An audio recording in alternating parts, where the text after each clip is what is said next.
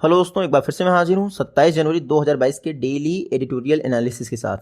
आपको पता ही है द हिंदू के हम लोग एडिटोरियल डिस्कस करते हैं, साथ ही साथ उससे रिलेटेड जो वोकैबुलरी है उसको भी हम लोग पढ़ने की कोशिश करते हैं ताकि आने वाले एग्जाम के लिए हेल्पफुल हो। आज का हमारा पहला एडिटोरियल है कीपिंग फेथ और दूसरा है टैक्सेसिंग ड्रामा। तो देख लेते हैं हमारा पहला editorial, keeping faith. India Pakistan से रिलेटेड ये आर्टिकल है। देखिए, पीपल टू पीपल इनिशिएटिव जो है, यानी लोगों से लोगों का जो व्यवहार है वो इंडिया और पाकिस्तान के बीच में अच्छे रिश्ते बना सकता है। इंडिया पाकिस्तान के रिश्ते कैसे आपको पता ही है, लेकिन अगर पीपल टू पीपल रिलेशन हो जाए तो ये बेहतर हो ही सकता है। At a time when most other India Pakistan exchange are suspended, एक ऐसे समय जब इंडिया के बाकी सारे आदान प्रदान लगभग सस्पेंड हैं, स्थगित हैं, उस समय में एक सिंपल प्रपोजल जो कि पाकिस्तान हिंदू काउंसिल द्वारा दिया गया है और पाकिस्तान की गवर्नमेंट ने इंडिया को फॉरवर्ड किया है। क्या भाई प्रपोजल है? प्रपोजल ये है कि दोनों कंट्री के जो तीर्थयात्री हैं यानी पिलग्रिमेज, इनको अब हवाई जहाज के द्वारा ट्रैवलिंग की फैसिलिटी प्रोवाइड की जाए, बजाय उस भारी भरकम यात्रा के जो अभी इंडिया और पाकिस्तान दोनों करते हैं। ठीक है, तो ये भारी भरकम यात्रा की जगह पे एक हल्का यानी हवाई जहाज की यात्रा जो दोनों को प्रोवाइड की जाए। इससे क्या होगा, एक छलांग मिलेगी इंडिया और पाकिस्तान के रिलेशन में। बाकी Islamabad Delhi ties are now possibly at their worst ever in peace time. अगर शांति के समय में देखा जाए फिर भी इंडिया और पाकिस्तान यानी इस्लामाबाद और दिल्ली के जो रिलेशन है वो काफ़ी ख़राब कंडीशन में है, with no political dialogue at a bilateral और मल्टीलैटरल लेवल ओवर 5 ईयर। क्योंकि पिछले 5 वर्षों में चाहे द्विपक्षीय बातचीत हो या फिर बहुपक्षीय बातचीत हो, इंडिया पाकिस्तान के बीच में कोई बातचीत नहीं हुई। चाहे एससीओ का फोरम हो, आपका ब्रिक्स का हो, सार्क तो पता नहीं कहाँ चला गया सार्क। ठीक है, तो इंडिया पाकिस्तान के बीच में कोई रिलेशन नहीं है, ना ही द्विपक्षीय ना ही बहुपक्षीय पिछले 5 वर्षों में। आफ्टर मैनी टेरर अटैक, कई सारे जो आतंकवादी हमले हुए हैं, उसकी वजह से इंडिया ने नॉर्मल जो बातचीत है उसको कैंसिल कर दिया है। इवन सांस्कृतिक जो एक्सचेंज है उनको भी कैंसिल कर दिया है। और जब गवर्नमेंट ऑफ इंडिया ने मूव लिया आर्टिकल 370 पर जम्मू कश्मीर में, तो पाकिस्तान ने क्या किया, सारे ट्रेड टाइज यानी व्यापार संबंधी रिश्ते कैंसिल कर दिए। दोनों देशों ने अपने जो डिप्लोमेटिक रिलेशन इनको डाउन साइज कर दिया, यानी हाई कमिश्नर पहले अपॉइंट होता था, अब सिर्फ कमिश्नर अपॉइंट होता है। इसके अलावा इन एडिशन कोविड-19 जो पैंडेमिक आया, इसने बॉर्डर्स जो है वर्चुअली सील कर दिए दोनों देशों के। ठीक है, आपको पता ही है यूट्यूब पूरी तरह से कैंसिल कर दिया गया। ठीक है, तो अब कुछ ही डायरेक्ट रूट हैं जो दोनों कंट्री के बीच में ऑपरेट कर रहे हैं।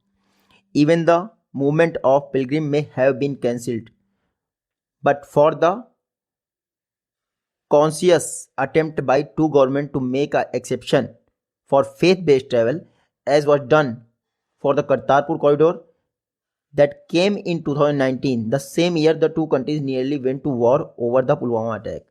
Even the movement of pilgrim, जो ये तीर्थयात्रियों का मूवमेंट है, ये भी कैंसिल हो जाता, लेकिन जो दोनों सरकारों की जागरूकता थी उसने इसको बचाए रखा। क्योंकि करतारपुर साहिब कॉरिडोर बनाया गया था 2019 में और उसी समय पुलवामा अटैक भी हुआ था, लेकिन फिर भी करतारपुर साहिब कॉरिडोर को बंद नहीं किया गया। करतारपुर साहिब जो कॉरिडोर है, आपको पता ही है, इंडिया पाकिस्तान के बीच में जो 2 स्थल हैं, यहाँ पे आप मैप में देख लीजिए जरा सा, ये है करतारपुर साहिब कॉरिडोर। यहाँ पे आप इंडिया में देख लीजिए, ये है डेरा बाबा नानक का, और ये है करतारपुर साहिब, कहाँ पर है, पाकिस्तान में। इसके बीच में ये 4 किलोमीटर का ट्रेंच है, आपको रावी रिवर क्रॉस करनी पड़ेगी। करतारपुर साहिब कॉरिडोर इंडिया ने 2 किलोमीटर का बना लिया अपनी तरफ का, और फिर पाकिस्तान ने अपनी तरफ का बना लिया। इससे क्या हुआ, दोनों यात्री करतारपुर साहिब आसानी से जा पाए, क्योंकि पहले ये फ्लाइट के द्वारा या यहाँ पठानकोट या पंजाब से होकर जा रहे थे, लेकिन अब करतारपुर साहिब कॉरिडोर बनने से ये हुआ कि डायरेक्टली आप जा सकते हैं। ठीक है, उसके बाद religious exchange of mainly Muslim pilgrimage from Pakistan, जो धार्मिक आदान प्रदान है, खास करके जो मुस्लिम तीर्थयात्री पाकिस्तान से आते हैं और हिंदू सिख इंडिया से आते हैं, ये आज से नहीं है, ये 1974 में एक प्रोटोकॉल साइन किया गया था दोनों कंट्रीज के बीच में, तब से ये लगातार कंटिन्यू है और ये चीज़ें बंद नहीं हुई। बजरंगी भाईजान मूवी बन गई इस चीज़ पे, क्योंकि कहाँ पे आए थे वो, निज़ामुद्दीन औलिया की दरगाह पे आई थी वो बच्ची। ठीक है, तो एक एग्जाम्पल आप सेट कर सकते हैं इससे। While the routes for Sikh pilgrim from India Punjab to Pakistani Punjab province are relatively easy. India के जो सिख धर्मार्थी हैं या फिर तीर्थयात्री हैं वो इंडिया के पंजाब से पाकिस्तान के पंजाब प्रोविंस जाते हैं, तो उनका जो यात्रा वाला रोड है या रूट है वो काफ़ी इजी है। कई सारे सैकड़ों इंडिया और पाकिस्तान के जो तीर्थयात्री हैं वो बाघा अटारी बॉर्डर को क्रॉस करते हैं और फिर जो भी वहाँ पर, चाहे बलूचिस्तान में हिंगलाज माता भवानी का मंदिर हो या फिर परमहंस मंदिर हो, कहाँ पर, खैबर पख्तूनख्वा में, या अजमेर शरीफ की दरगाह हो राजस्थान में, वहाँ पर जाते हैं। और वैसे ही पाकिस्तान के लोग आते हैं निज़ामुद्दीन औलिया की दरगाह पर। उसके अलावा कई और धार्मिक स्थल हैं इंडिया में जहाँ पर वो आते हैं, चाहे अजमेर शरीफ की दरगाह हो या कुछ भी, ठीक है। तो इंडिया वाले जाते हैं तो डायरेक्टली हो जाते हैं, लेकिन पाकिस्तान वाले जो आते हैं उनके लिए सर्किटियस रूट हो जाता है, एक चक्करदार, क्योंकि वहाँ से आना, अटारी बॉर्डर से पंजाब आना, पंजाब से दिल्ली आना, दिल्ली से अजमेर शरीफ जाना, तो ये बहुत दिक्कतों वाला है। तो इसीलिए जो पाकिस्तान की हिंदू काउंसिल है उसने कहा भैया हम लोग एयर से आ जाए, सीधे काम चलेगा, आप लोग भी एयर से आ जाइए, चार्टर्ड प्लान जो है चलेगा और दोनों आ जाएंगे। To avoid the extra time in travel में लगने वाले एक्स्ट्रा टाइम को अवॉइड करने के लिए पाकिस्तान की हिंदू काउंसिल ने कहा, जो कि अब MOU साइन किया जा चुका है पाकिस्तान इंटरनेशनल एयरलाइंस, ताकि फेथ बेस्ड टूर ग्रुप जो धार्मिक निष्ठा है उसके आधार पर टूर ग्रुप अपॉइंट किए जाए। और पूछा गया है पाकिस्तान इंटरनेशनल एयरलाइन के चार्टर से कि वो कराची और लाहौर से डायरेक्टली फ्लाई करके इंडिया के सिटी में इस वीक तक आ जाएं, यानी इसी वीक से शुरुआत की जा रही है, क्योंकि देखिए गणतंत्र दिवस मनाया है इंडिया ने, और तो कोशिश की जा रही है रिश्तों को नॉर्मलाइज किया जाए। तो पाकिस्तान हिंदू काउंसिल का एक ठीक ठाक सा डिसीजन है। वैसे भी लड़ाई करके आप कब तक रह सकते हैं, ये कोई सोल्यूशन तो है नहीं, या तो आरम पार की लड़ाई हो जाए, ये डेली सैनिकों का मरना ये भी ठीक नहीं रहता है। तो ये चीज़ें देखी जा रही हैं कि इसी वीक से ये पाकिस्तान इंटरनेशनल एयरलाइंस अपनी फ्लाइट स्टार्ट कर दे कराची और लाहौर से, और दिल्ली के शहरों में अलग अलग जगह पे जहाँ भी फेथ यानी धार्मिक तीर्थयात्री जाना चाहते हैं वहाँ पे जा सकें, with a view also following reciprocal air charts from India. इस उम्मीद से कि सेम वैसी ही फ्लाइट, यानी रेसिप्रोकल मतलब पारस्परिक, सेम वैसी ही फ्लाइट इंडिया से पाकिस्तान के लिए भी चलेंगी। तो ये सोचकर पाकिस्तान हिंदू काउंसिल ने ये डिसीजन लिया है। This would be the first time, ऐसा पहली बार होगा जब एयर ट्रेवल जो है इतने वर्षों में हो रही है इंडिया और पाकिस्तान के बीच में। First time ever that pilgrimage would be accorded this facility, पहली बार ऐसा हो रहा है कि जो हमारे तीर्थयात्री हैं उनको इस फैसिलिटी से सम्मानित किया जा रहा है या फिर प्रदान की जा रही है ऐसी सेवा। अकॉर्डेड मतलब प्रदान करना।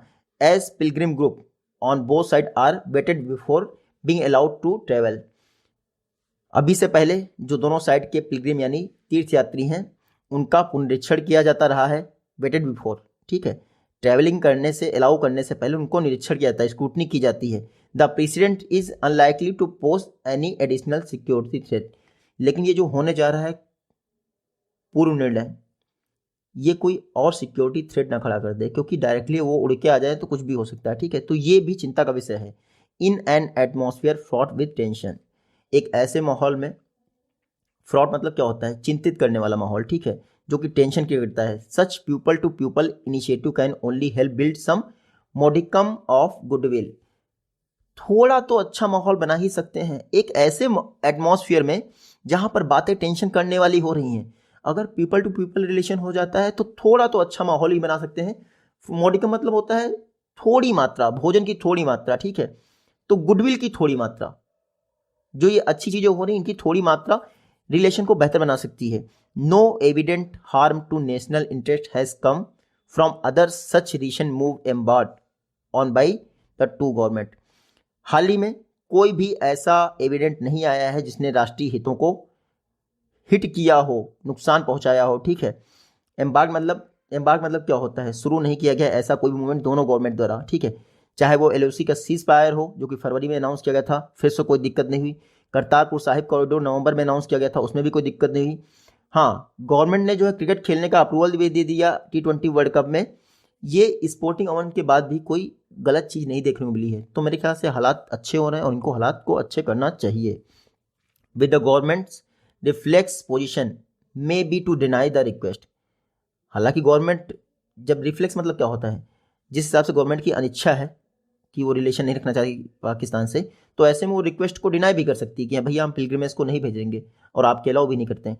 It may prove wiser to give the proposal some deliberate consideration, लेकिन ये ठीक नहीं होगा, बल्कि ये ठीक होगा कि जो प्रपोजल आया है उनकी तरफ से उसको डेलिब्रेट सोच समझ कर कंसिडरेशन दिया जाए। ठीक है, तो ये पहला आर्टिकल था। सेकेंड आर्टिकल हमारा रेट्रोएक्टिव टैक्सेशन से। रेट्रोएक्टिव टैक्सेशन क्या होता है? कंपनी काफ़ी समय से व्यापार कर रही है, टैक्स उसने चुकाया, सपोज करिए इनकम टैक्स हम लोग चुका रहे हैं 10% चुका रहे हैं। कल आप एक एक्ट ले आते हो, कहते हो कि 2000 के बाद, सन 2000 के बाद जिन लोगों की आमदनी 10 लाख रही है उनको टैक्स देना है, तो ये तो बेवकूफ़ी हो गई। तो रेट्रोएक्टिव टैक्स ये होता है। ठीक है, तो इस समय इंडिया की गवर्नमेंट और केयर्न एनर्जी कहाँ की है? इंग्लैंड की। वहाँ कुछ विवाद चल रहा है, देख लीजिए, टैक्सेसिंग ड्रामा चल रहा है। जो केंद्र सरकार है उसको मस्ट कंक्लूड, समाप्त करना चाहिए रेट्रोएक्टिव टैक्स डिस्प्यूट। ये जो रेट्रोएक्टिव टैक्स डिस्प्यूट है, जो पहले से सोचा समझा टैक्स लगाया गया है, ये डिस्प्यूट समाप्त करना चाहिए। एंड इंश्योर पॉलिसी प्रेडिक्टिबिलिटी, और ये इंश्योर करना चाहिए कि भैया पॉलिसी पे प्रेडिक्ट किया जा सके कि हाँ पॉलिसी ऐसी हो। प्रेडिक्टिबिलिटी मतलब कि अनुमान लगाया जा सके भैया पॉलिसी ऐसी होगी। ये नहीं कि आप रेट्रोएक्टिव टैक्स ले आते हैं तो कंपनियां भागी जाएंगी ना आपका। In what should be the last act of a long and winding tax dispute drama. लंबे समय से चले आ रहे ये जो टैक्स ड्रामा है, इसको समाप्त करने का क्या तरीका हो सकता है? British firm Cairn energy has set it has concluded all steps prescribed by the Indian government in order to eligible for the refund of a contentious retroactive tax levy। देखिए, केयर्न एनर्जी लिमिटेड का कहना है कि उसने सारी formalities पूरी कर ली हैं जो कि इंडियन गवर्नमेंट ने कही थी, ताकि जो रेट्रोएक्टिव टैक्स लगाया गया है वो उसका रिफंड वो प्राप्त कर सके। The firm now rechristened a Capricorn energy expect to get back 7900 crore. The firm, जिसको अब कैप्रिकॉन एनर्जी कहा जाता है, केयर्न एनर्जी की जगह कैप्रिकॉन एनर्जी कहा जाता है, उसको गवर्नमेंट ऑफ इंडिया से 7900 करोड़ वापस चाहिए। Cairn Energy was the second major firm pursued by the IT department of taxes. It believe that occur in the past. तो केयर्न एनर्जी सेकंड कंपनी है जिसको आईटी डिपार्टमेंट द्वारा इस लेवल पे लाया गया है कि रेट्रोएक्टिव टैक्स इस पर लगाया गया है आफ्टर वोडाफोन। ठीक है, और ये कैसे रेट्रोएक्टिव टैक्स लग गया? 2012 में बजट आया, प्रणब मुखर्जी ने ये बजट लाया और कहा रेट्रोएक्टिव टैक्सेशन जो है लगाया जाएगा कुछ कंपनीज पर। द ओरिजिनल टारगेट, ये जो ओरिजिनल टारगेट था इस मूव का, ये था कि जो इंडिया की क्रेडिबिलिटी है, विश्वसनीयता है, वो सही करनी है। लेकिन इसने क्या किया? शार्पली डेंटेड इंडिया की क्रेडिबिलिटी, विश्वसनीयता को क्या किया? कमज़ोर किया है इस टैक्सेशन ने, क्योंकि वोडाफोन केस आ गया। हालांकि सुप्रीम कोर्ट का जो वर्डिक्ट आया वो टैक्स डिपार्टमेंट के अगेंस्ट आया कि वोडाफोन पर पास्ट ट्रांजेक्शन के लिए टैक्स नहीं लगना चाहिए, इनको आप रिफंड करें। तो मोदी गवर्नमेंट ने माफ़ भी किया कई जगह पे, empowered to dig up similar transaction. लेकिन इसके बाद भी टैक्स डिपार्टमेंट एम्पावर्ड है ऐसे ही ट्रांजेक्शन को वापस खोदने के लिए, involving the indirect transfer of asset situation in India, जिसमें कि ऐसे एसेट्स का ट्रांसफर भी शामिल है जो इंडिया में सिचुएटेड हैं। The IT department had since 2014 से आईटी डिपार्टमेंट ने क्या किया? केयर्न्स ओवर ग्रुप को रिस्ट्रक्चर जो किया गया था 2006 में, इन पर 24,500 करोड़ की डिमांड मांगी टैक्स की। कितनी? 24,500 करोड़ की, कि केयर्न्स ग्रुप ने जो है इंडिया में अपनी एसेट का ट्रांजेक्शन किया है, इन पर 24,500 करोड़ की क्या बनती है? टैक्स लायबिलिटी बनती है। तो कल्मिनेटिव मतलब समापन, कि अगर आप 24,500 करोड़ दे दीजिए तो आप पर टैक्स का जो वो लग गया है वो समाप्त हो जाएगा। केयर्न एंड वोडाफोन क्या चालू किया? आर्बिट्रेशन प्रोसेसिंग चालू कर दी। आर्बिट्रेशन मतलब क्या होता है? मध्यस्थता की प्रोसेसिंग चालू कर दी इंडिया की टैक्स अथॉरिटीज़ के खिलाफ। 2022 के लास्ट में ये एक्शन लिया गया। बट केयर्न की केस की बात की जाए, टैक्समैन ने कुछ पार्ट जो ड्यू था वो फोर्सिबली क्या कर लिया? रिकवर कर लिया। केयर्न एनर्जी की जो संपत्तियां थी उनको सेल करके या फिर शेयर्स को सेल करके, जबकि आर्बिट्रेशन प्रोसेसिंग चल रही थी उस दौरान टैक्सेशन जो हमारे ऑफिसर्स थे उन्होंने क्या किया? केयर्न की कुछ शेयर्स को सेल करके कुछ रुपए हासिल कर लिए। ये तो गलत तरीका था क्योंकि आर्बिट्रेशन प्रोसेस चल रही, तो ये गलत था। तो एक तरह से उन पर पेनल्टी लगा दी 1.2 बिलियन डॉलर की, क्योंकि आपने ऐसा कैसे किया? जब मध्यस्थता चल रही उस दौरान आप ऐसा काम कैसे कर सकते हैं कि आप किसी के शेयर बेच के उसमें से आप अपनी पेनल्टी ले लो? तो $1.2 बिलियन की मदद वो लगा दीजिए, और ये इंटरनेशनल कोर्ट की तरफ से लगी थी। अब गवर्नमेंट ऑफ इंडिया के कान खड़े हो गए, तो गवर्नमेंट कंप्रोमाइज फार्मूला लेके आई। क्या? देर से ही सही, लेकिन गवर्नमेंट लास्ट अगस्त में कंप्रोमाइज फार्मूला लेके आई और टैक्स लॉ में अमेंडमेंट किया। केरल को क्या करना था? अपने सारे लीगल प्रोसेसिंग को ड्रॉप करना था ताकि आर्बिट्रेशन को इन्फोर्स किया जा सके इंडिया के against. Forgo the damage and indemnify the government against all future claims और लायबिलिटीज। और ये मानना था कि गवर्नमेंट ऑफ इंडिया के खिलाफ जितनी भी फ्यूचर की क्लेम्स और लायबिलिटीज हैं उनको केरल जो है त्याग देगी। ठीक है, इंडेमनीफाई मतलब होता है क्षतिपूर्ति जो मांग रही थी केन गवर्नमेंट ऑफ इंडिया से, और फॉरगो मतलब त्यागना। तो ये सोच के गवर्नमेंट ऑफ इंडिया एक बीच का कंप्रोमाइज फॉर्मूला लेके आई। लास्ट मंथ वोडाफोन ने भी इन प्रोविजंस को अवेल किया। The government should on its part work swiftly to process their paper work and preferably remit their dues before the financial include. Government को अपनी तरफ से क्या करना चाहिए, ये जो रास्ता है पेपर वर्क है इसको थोड़ा आसान बनाना चाहिए, और जल्दी से जल्दी जो उनकी ड्यूज़ हैं, चाहे केयर्न हो या फिर वोडाफोन हो, उनकी ड्यूज़ का भुगतान करना चाहिए। While this will be necessary first step towards restoring some of the damage cost to brand India. लेकिन उससे पहले हमें ये करना चाहिए कि जो ये डैमेज हुआ है, हमारे ब्रांड इंडिया को डैमेज हुआ है, रेट्रोएक्टिव टैक्स आप ले आए किसी कंपनी पर, ऐसे जो बाहर की कंपनियां आ रही हैं तो एक विश्वासघात हो गया है, वो कैसे व्यापार करेंगी। तो ये देखना है डैमेज हुआ है हमारी ब्रांड इंडिया को। हालांकि जब मोदी गवर्नमेंट अपोजिशन में थी, इसको टैक्स टेररिज्म कहा गया था, लेकिन अब वो 8 वर्षों से ऑफिस में है, लेकिन क्या वो कुछ काम कर रही है? डिथर्ड मतलब 8 वर्षों से ऑफिस में है, करेक्टिव एक्शन लेने के लिए तड़प रहे हैं, लेकिन कुछ हो तो नहीं रहा है। इवन द लास्ट जो 8 मंथ रहे हैं, केयर आर्बिट्रेशन के, केयर की मध्यस्थता के गवर्नमेंट ऑफ इंडिया ने लॉस कर दिया। सफल्ड इट फीट मतलब क्या होता है? अपने पैरों को बस इधर से उधर उठा के रख दिया, बाकी गवर्नमेंट का इंटेंशन वही था। द डिनायल एंड ऑफुस्केशन, डिनायल कभी मना करती रही कि हम नहीं देंगे आपको, ऑफुस्केशन मतलब क्या होता है? कहानियां बनाती रही, एंजाइटी करती रही, तो लीगल अमेंडमेंट बाद में लाना ही पड़ा इस झंझट से फुर्सत पाने के लिए। मेस मतलब गड़बड़ी या फिर झंझट से फुर्सत पाने के लिए। The only ostensible trigger for the change was global court approving. अगर कुछ प्रत्यक्ष घटना देखी जाए जो पॉजिटिव थी, तो सिर्फ ग्लोबल कोर्ट के अप्रूवल कि भैया इंडिया की एसेट्स को सीज कर दिया जाए और केयर्न को वापस उनका पैसा वापस किया जाए, ये जो था एक प्रत्यक्ष एक्शन था जो देखने को मिला। बाकी गवर्नमेंट ऑफ इंडिया की तरफ से कुछ नहीं देखने को मिला।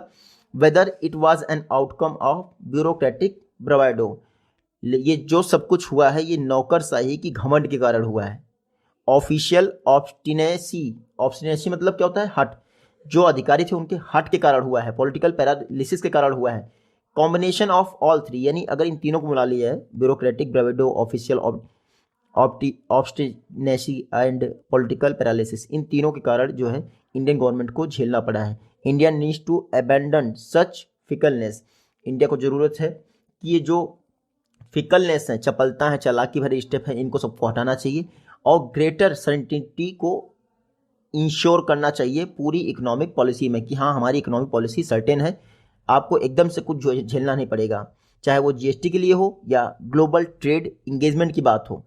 इंडिया को अपने विश्वास का आधार बनाए रखना चाहिए ताकि वो एक आइडियल डेस्टिनेशन बन सके इन्वेस्टमेंट के लिए। ठीक है, तो ये हमारे दोनों आर्टिकल थे, आई होप बेहतर आर्टिकल थे। इससे बेहतर आर्टिकल जल्द आने वाले समय में आएंगे, तब तक के लिए